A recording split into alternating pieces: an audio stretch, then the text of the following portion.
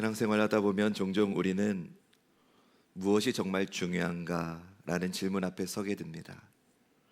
바쁘게 살아가다 보면 기도도 하고 말씀도 보고 봉사도 하고 예배도 드리지만 정작 하나님께서 지금 나에게 원하시는 것이 무엇인지 놓칠 때가 있습니다.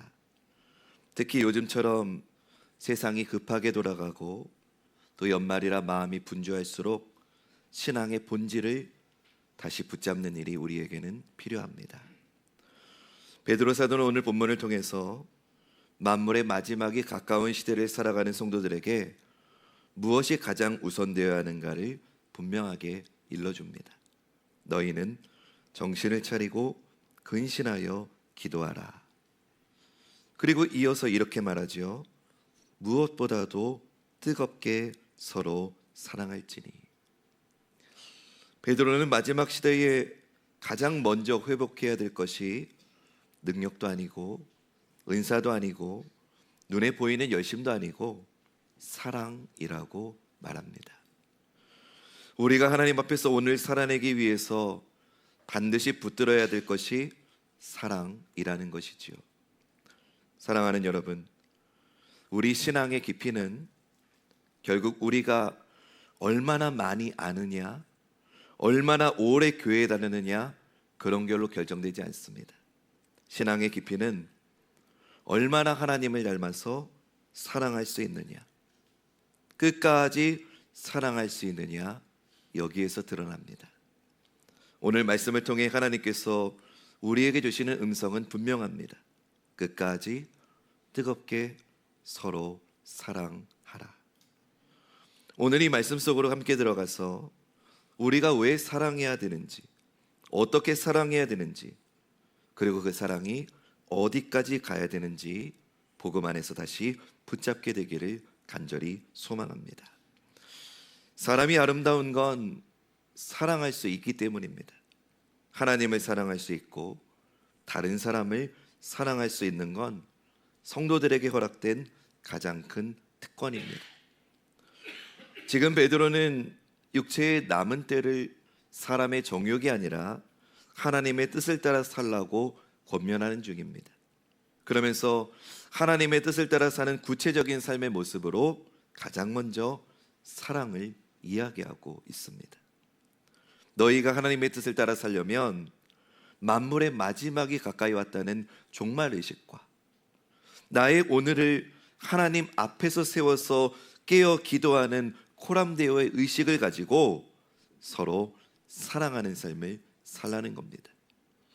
오늘 본문 8절에 무엇보다도 뜨겁게 서로 사랑할지니 사랑은 허다한 죄를 덮느니라, 이렇게 말씀합니다. 가장 앞에 나와 있는 무엇보다도 뜨겁게 사랑할지니, 이 부분을 좀 봅시다. 무엇보다도 라고 하는 말은 가장 먼저라고 하는 뜻이죠. 다른 건 다 제쳐두더라도 이것만은 꼭 하라는 겁니다. 그러니까 오늘 내가 몇 시간 기도했다, 성경 몇 장 읽었다가 전부가 아니라 거기서 얻은 은혜와 힘으로 가장 먼저 사랑하는 삶을 살라는 거죠. 우리 신앙의 모든 간절함과 열심과 결단이 사랑으로 연결되지 않으면 아무 소용이 없다는 뜻입니다. 우리 고린도전서 13장을 사랑장이라고 우리가 잘 알고 너무나 잘 아는 말씀이지요. 우리 1절부터 3절 말씀 앞에 화면 보시면 함께 읽어보겠습니다. 시작.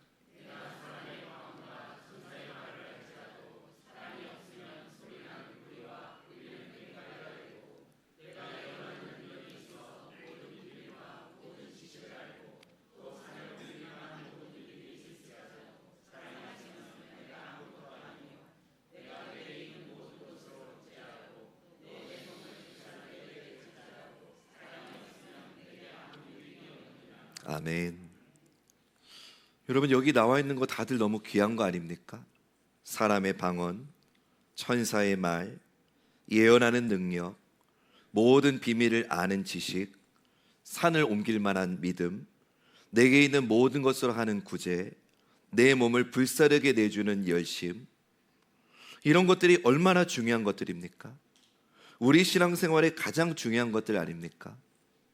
그러나 바울은 이 모든 것이 사랑이 없으면 아무것도 아니라고 합니다. 구제와 믿음과 말씀과 은사 자체가 아무것도 아니라는 게 아니라 그것을 하는 내가 사랑이 없이 하면 아무것도 아닌 것이 된다는 뜻이죠. 무엇보다 사랑해야 할 이유가 여기에 있습니다. 사랑이 없으면 아무것도 아니기 때문입니다. 한 걸음 더 나아가서 베드로는 서로 사랑하되 뜨겁게 사랑하라고 합니다. 여기서 뜨겁게란 마치 20대에 무슨 열정적으로 내 마음과 내 감정을 다 쏟아부으라는 뜻이 아니라 여기서 뜨겁게의 뜻은 더 정확하게 번역하면 한번 따라해 봅시다. 끝까지를 의미합니다. 할 수 없는 지점에 이르렀다고 느껴질 때도, 더 이상 이제는 사랑하지 못하겠다고 생각되는 그때도 끝까지 그 사람을 사랑하라는 겁니다. 고린도전서 13장 4절에서 7절 우리 마저 읽어볼까요? 시작.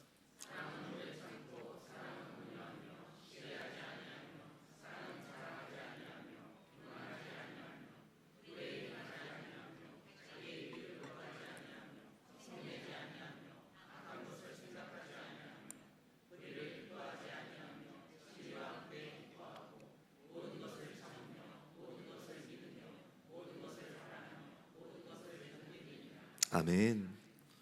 이 말씀에 사랑에 대한 정의가 나와 있습니다. 가끔 어떤 분들이 이런 말 하죠. 이 교회는 사랑이 없어. 그러면 그런 분들이 하는 이 교회는 사랑이 없어라고 말하는 그분이 생각하는 사랑은 뭘까요? 아마도 자기를 알아주지 않는 그런 것들, 자기에게 관심을 안 준다는 그런 것들, 혹은 자기가 기대했던 모습이 없을 때 이 교회는 사랑이 없어라고 말하는 거 아닐까요? 다시 말해서 그분들이 말하는 사랑은 자기가 바라는 목적의 사랑인 것 같아요. 자기의 유익을 구하는 사랑인 것 같아요. 자기의 욕심이나 자기의 정욕을 위한 사랑, 그런 걸 말하는 것 같아요. 그러나 오늘 방금 읽은 이 말씀에 보니까 사랑은 그런 게 아니래요. 사랑은 자기 유익을 구하지 않는데요. 사랑은 무례하지 않대요. 사랑은 자랑하지 않는데요. 사랑은 불의를 기뻐하지 않는데요. 사랑은 진리와 함께 기뻐한대요. 사랑은 모든 것을 참고 믿고 견디는 오래 참음이 사랑이래요. 이것이 무엇보다 뜨겁게 사랑하라고 할 때에 끝까지 사랑하는 사랑인 거죠. 우리 이거를 기억하면서 오늘 베드로전서 4장 8절 말씀 우리 한 번 더 같이 한번 읽어볼까요? 시작.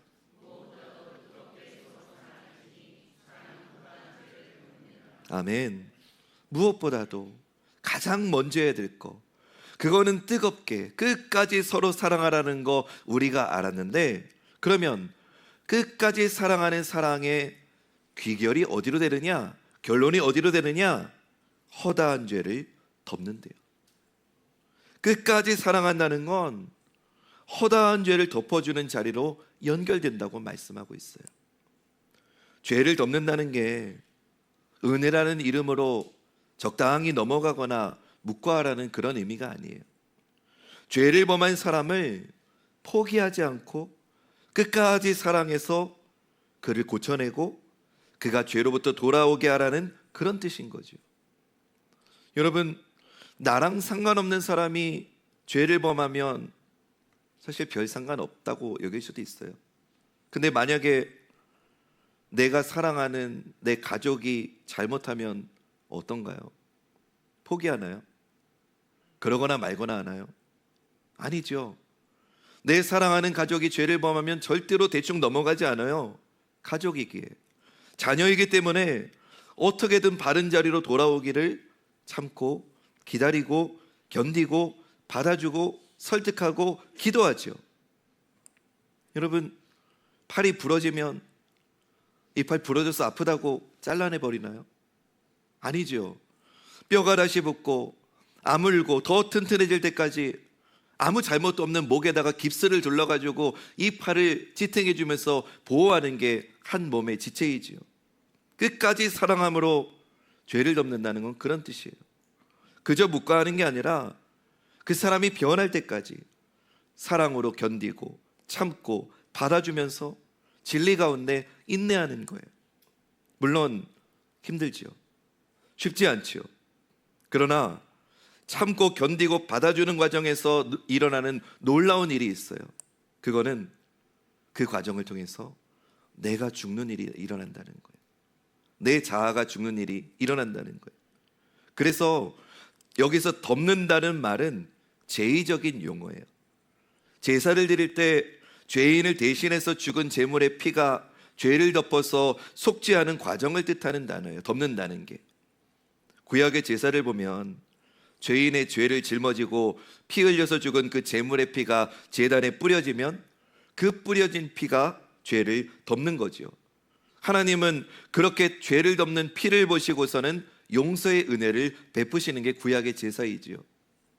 그런데 예수 그리스도는 구약의 그 모든 불완전한 제사를 완성하기 위해서 당신 자신을 십자가에서 내어드려서 모든 물과 피를 다 쏟아부으시고 십자가에서 죽으셔서 그 피로 믿는 자들의 모든 죄를 단번에 영원토록 덮어주셨습니다. 할렐루야. 성부 하나님은 오랜 시간들을 참아주시고 견디어주시고 받아주셨는데 어떻게 참아주시고 견뎌주시고 받아주셨느냐? 하나밖에 없는 독생자를 내어주시기까지 사랑하신 거죠. 사랑하는 여러분, 하나님 아버지의 사랑은 독생자를 내어주신 희생과 아픔이 따른 사랑이에요. 희생 없는 사랑은 죄를 덮을 수가 없어요. 왜 사랑에는 희생과 죽음이 따라올까? 죄를 덮는 사랑은 절대로 진리와 분리될 수 없기 때문에 그래요. 하나님께서 우리 죄를 덮으실 때 대충 얼머무려 가지고 덮은 거 아니에요. 하나밖에 없는 독생자를 십자가에서 희생시키고 그 예수님의 피를 덮어서 우리를 용서해 주신 거죠.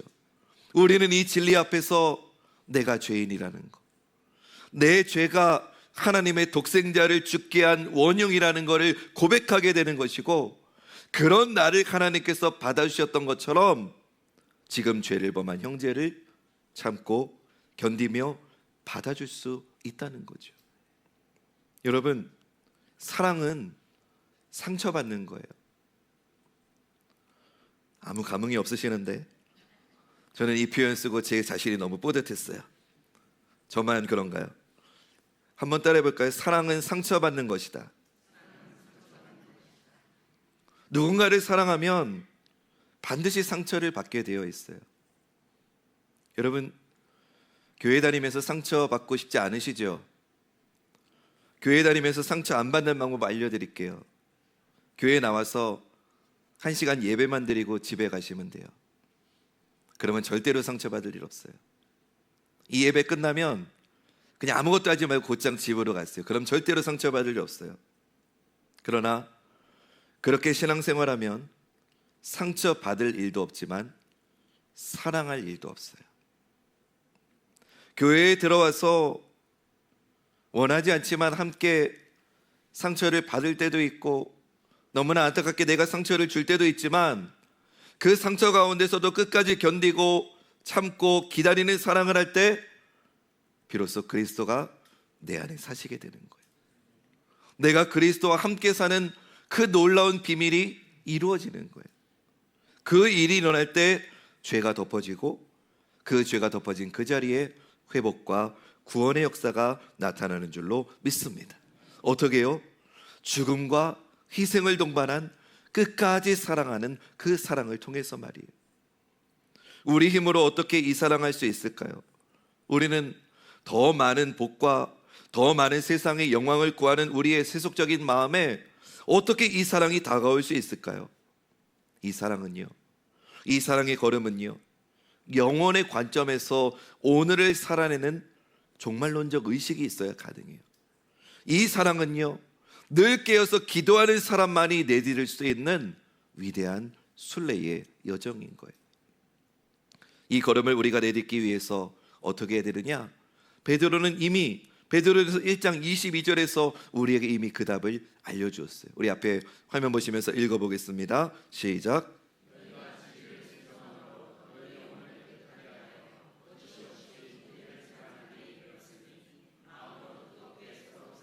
아멘. 앞부분에 답이 있어요.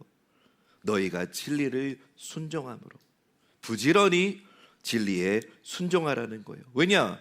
진리의 말씀이 우리의 영혼을 깨끗하게 하기 때문이에요. 진리의 말씀만이 우리를 거짓없이 형제를 뜨겁게 사랑하는 자리로 이끌어가기 때문이에요.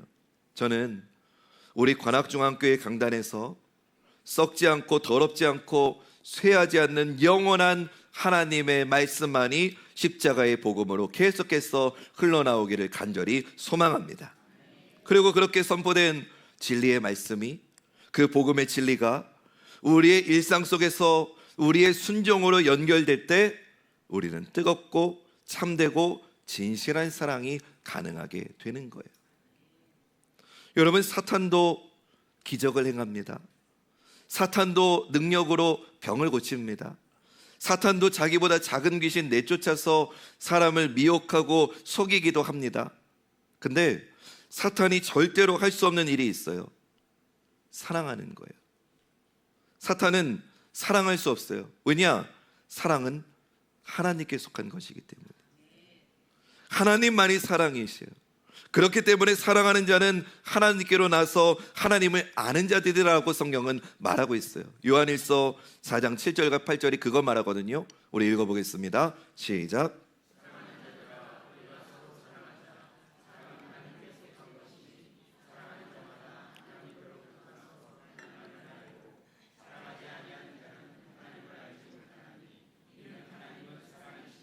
아멘. 우리 하나님은, 성부, 성자, 성령 삼위일체 하나님은 창조 전부터 성부, 성자, 성령 삼위 하나님이 사랑하고 계셨어요. 그렇기 때문에 여러분, 이 세상이 창조된 것도 왜 창조되었느냐? 하나님의 사랑 덕분이에요. 죄인인 우리가 구원받을 수 있게 된 것도 어떻게 기인된 거냐? 하나님의 사랑 덕분인 거예요. 창세전부터 우리를 사랑하셨던 아버지 하나님의 사랑, 그리고 그 하나님의 사랑을 받아가지고 우리를 끝까지 사랑해서 십자가에서 당신을 다 되어주신 그 예수 그리스도의 은혜, 그리고 우리에게 그 사랑을 가르쳐 주시고 우리를 설득하시고 우리를 포기하지 않는 인내로 오늘까지 우리를 감화감동하시는 성령님의 교통하심이 없다면 우리는 끝까지 사랑할 수 없어요. 그래서 우리는 매일 십자가 앞에 나아가서 그 십자가의 사랑을 확인하고 받고 누려야 되는 거예요. 그 사랑 안에서 우리가 서로 뜨겁게 사랑할 수 있도록 하나님이 오늘도 우리에게 은혜를 주고 계셔요.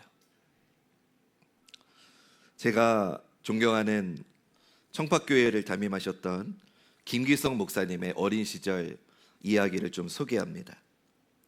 이 목사님이 어렸을 때 시골에서 사셨는데 어느 날 큰 잘못을 해가지고 아버지에게 크게 혼이 나셨다고 합니다. 근데 어린 마음에 너무 서러워가지고 그냥 집을 뛰쳐서 나왔더래요. 그 뛰쳐나오긴 했는데 도저히 집으로 다시 돌아갈 용기가 나지 않더라는 거예요. 해가 저물고 주변이 어두워졌는데 이 어린 김기성 목사님은 집 밖에서 망설이면서 그냥 시간을 보낼 수밖에 없었어요. 근데 한참 후에 이 목사님의 어머니가 나오셔가지고 아버지 주무시니까 빨리 들어가라 하고 불러주셨대요. 그리고는 들어가 보니까 정말 아버지는 주무시고 계시고 어머니가 따뜻한 밥을 차려줘가지고 밥도 다 먹고 숭늉까지 다 먹고 몰래 들어가가지고 뜨끈한 방에서 잤다는 거예요. 근데 목사님이 훗날 철이 들고 나서 보니까 깨달으신 게 있대요. 아버지가 주무신 게 아니라 주무시는 척을 하고 계셨다는 걸 알게 되었다는 거예요. 아버지가 나를 기다려 주셨던 거구나. 내가 겁나지 않게, 내가 다시 나를 집으로 불러드리려고, 나를 다시 품어주려고 일부러 주무시는 척을 하고 계셨다는 걸 알게 되었다는 거예요. 아버지는 아무 말 하지 않으셨지만 그 아버지의 침묵 속에는 용서가 있었고요, 기다림이 있었고요, 품어주심이 있었던 거죠.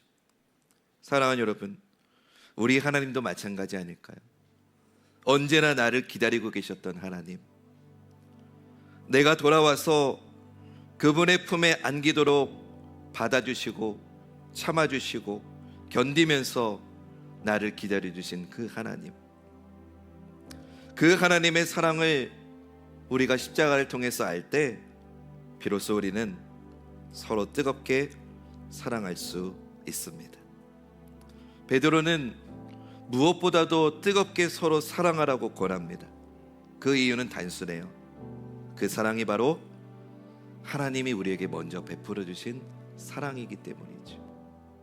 우리는 모두 하나님을 떠났던 죄인들이잖아요. 그러나 하나님은 우리를 포기하지 않으셨죠. 우리가 돌아오기를 끝까지 기다리셨고, 그 기다리심의 증거가 십자가이죠. 그 십자가의 사랑이 허다한 죄를 덮는 사랑인 거예요. 1부 때는 제가 이 설교 안 했는데요, 제가 어제 응급실을 좀 다녀왔습니다. 집에서 이 집사람이 벗어놓은 이 옷을 잘못 밟아가지고 제가 자빠져가지고, 그냥 자빠졌으면 안 다쳤을 텐데 조금의 운동신경을 발휘해가지고 좀 살아보려고 바둥바둥하다가 이 머리를 그 문지방 모서리에 탁 부딪힌 거예요. 근데 제가 아 하고 쓰러졌는데 저희 집사람과 애들 둘이 다 웃는 거야. 하 웃는 거야. 네, 저도 아팠지만 대수롭지 않게 아 하면서 웃으면서 일어나려고 했는데 뭔가 머리가 뜨끈해요.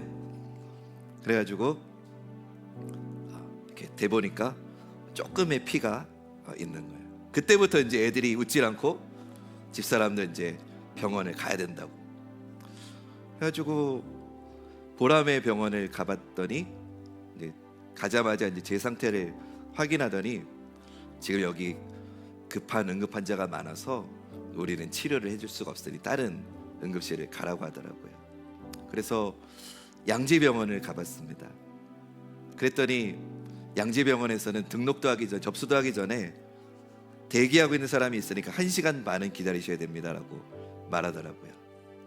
그래서 제가 지나다니면서 늘 봤지만 한 번도 가보지 않았던 강남 고려병원 응급실을 갔습니다. 다행히 거기에는 아무도 없더라고요. 근데 거기를 가면서 애들이 둘이 집에 혼자 있잖아요. 그래가지고 제가 도윤이한테 전화를 했어요. 도윤아, 걱정하지 마. 아빠 괜찮아 그러더라고요. 괜찮아, 걱정하지 마. 그러고 나서 이제 뭐 엑스레이도 찍고 뭐 하는데 저는 이 스탬플러를 사람 머리에 쓴다는 걸 저는 처음 알았어요. 그걸로 이제 탁탁탁탁탁 5번을 꼽는데 아팠게요.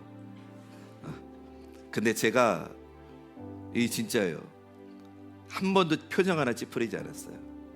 그 이유는 혹여라도 집사람이 걱정할까 봐. 그리고 제가 집에 갔더니 저희 막내가 장난인지 아닌지 모르겠는데 아빠 살아와줘서 고맙습니다.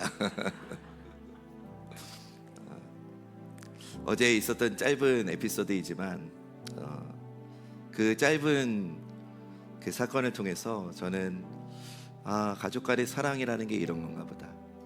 내가 아파도 내 가족을 위해서 걱정하지 말라고 말해주는 거. 내가 조금 아픈 걸 내색하면 내가 사랑하는 사람이 더 힘들어하니까 버젓이 버티면서 의연하게 걸어가는 거, 그런 게 사랑 아닐까? 교회 생활하다 보면 상처받을 때 있지요. 저 사람이 정말 미울 때도 있지요.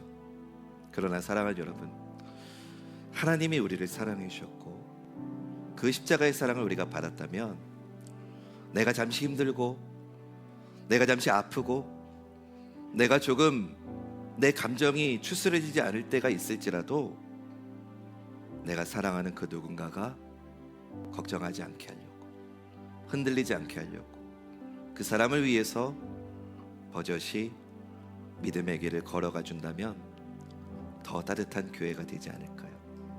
더 좋은 우리 관악중앙교회가 되지 않을까요?